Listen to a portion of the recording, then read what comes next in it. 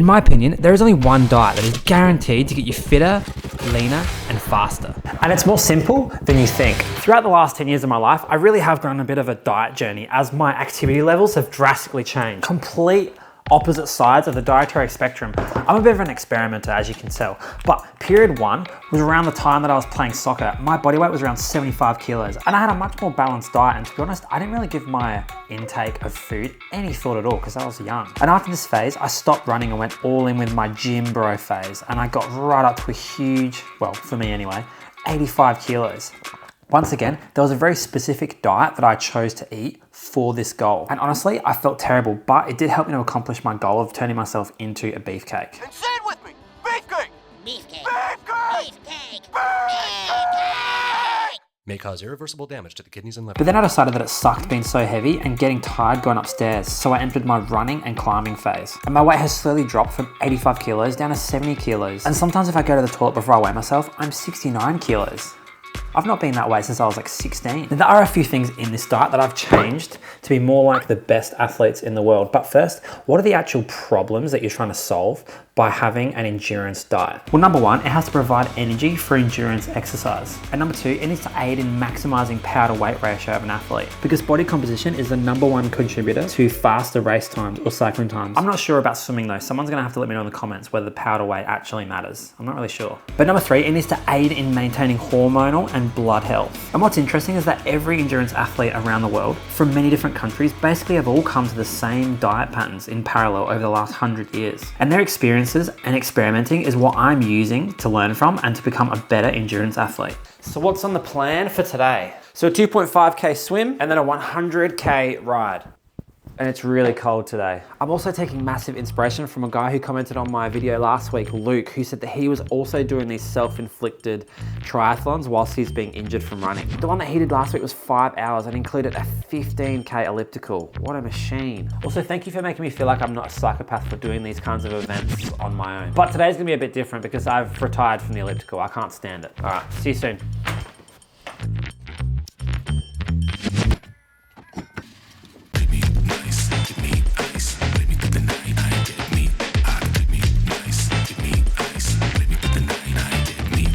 Oh, before I forget, trigger alert. You don't have to eat exactly like me or these elite athletes in the world to improve your fitness and improve your quality of life, though it's probably gonna help quite a lot. I'm not here to attack anyone's personal dietary choices. Do whatever the you wanna do. I'm just sharing what I've found to work really well for me and the things that I've adapted from these elite athletes to get those results. And I'm sharing that with you so that hopefully you can get the same benefits if you adopt these same dietary habits. I did a more in-depth look into the Kenyan diet a couple of weeks back, so you can click on this video here and watch that whilst I go swim. So I'll see you after you watch that video.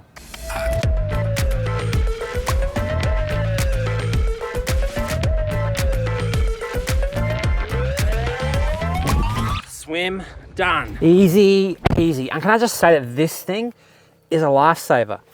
But that whole workout was powered by carbs and lots of them. Now, I tend to always have a big smoothie for breakfast unless it's really cold. And in that case, I'll just go with the classic Wheat Bix. And today's lunch, I've got dates and grapes. Literally the best combo ever for fruit. And as you can see so far in this day, it's carbs, carbs, carbs, because that's the only way that you're gonna be able to fuel these really good quality workouts. And this really is the key to getting massive endurance training gains. There's just no other way. And the best athletes in the world understand that you need to have as many carbs as you can in your body at all times so you can replenish those glycogen stores and continue running really hard. Well, carbohydrates are the main fuel source for all of your cells in your body. Now, the fun fact today is that red blood cells don't actually have the mitochondria. So the only way of staying alive is using the glucose in your blood. Now, proteins are used to create structures in your body and help to create more complex proteins that are involved in lots of processes. Yeah, protein makes protein, weird. But most importantly, protein repairs muscular damage, and runners don't actually need that much protein. I'll explain a little bit more about that later. Lastly, we have fats. Fats are really important for hormonal health, but they also help to get that really nice dad gut around your waistline. very important when you get in your 30s and 40s. Probably the bottom tier of macronutrients in my opinion. But to improve our endurance, we need to do this. We need to have enough carbohydrates to provide the energy for endurance exercise. That's criteria 1 from before, remember? And to satisfy our power to weight ratio, we do not need to eat foods that are going to increase our body weight. That's criteria 2, remember? So what foods increase body weight? Good question. So let's imagine someone like a bodybuilder, for example. Their macronutrient profile is probably going to be around 40% carbohydrates, 30-ish% fat, and 30-ish% protein, maybe even more protein. And that's because their goal is to gain weight. And the only way that you can gain weight is by eating more fat and more protein. Hey, I got you guys a protein shake. Awesome, I love protein. Another reason why they're eating much more protein and much less carbohydrates is because the exercise that they're doing causes much more muscular damage compared to running. But the energy demands are actually much lower because they're doing a set and then they're sitting around on their phone for 2 minutes. Here's what I mean. Here we have energy demands and muscular damage. And so for a bodybuilder, for example, they're gonna have low energy demands, but high muscular damage. So that's gonna be a bodybuilder right here. And so it makes sense that they're gonna need much more protein than a runner who's just kind of running along. It doesn't take much out of the body really. And so here's how a runner is a little bit different. They're gonna have high energy demands, but low muscular damage. So that's gonna end up being about here. And that's why they need more carbs and less protein. So here's what that looks like. It's probably gonna be around 80% carbs, 10% fat, 10% protein for most runners. And that's what I see when I break down diets of people that are elite athletes all around the world. It's around that 80% carbs, 10% protein, 10% fat. And these carbohydrates are really coming in the form of rice, oats, corn, breads, pasta, vegetables, fruits, sugar drinks that you see them taking out of the vans when they're doing their 30-kilometer long runs. Speaking of training, I need to get to it because I'm clearly just procrastinating at this point. Nutrition.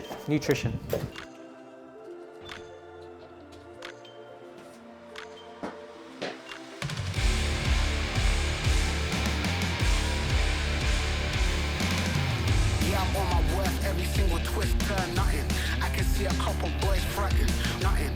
Why they even acting like I won't push a button, touch a button, a button, touch a button. I'm breaking necks and I'm wilding out.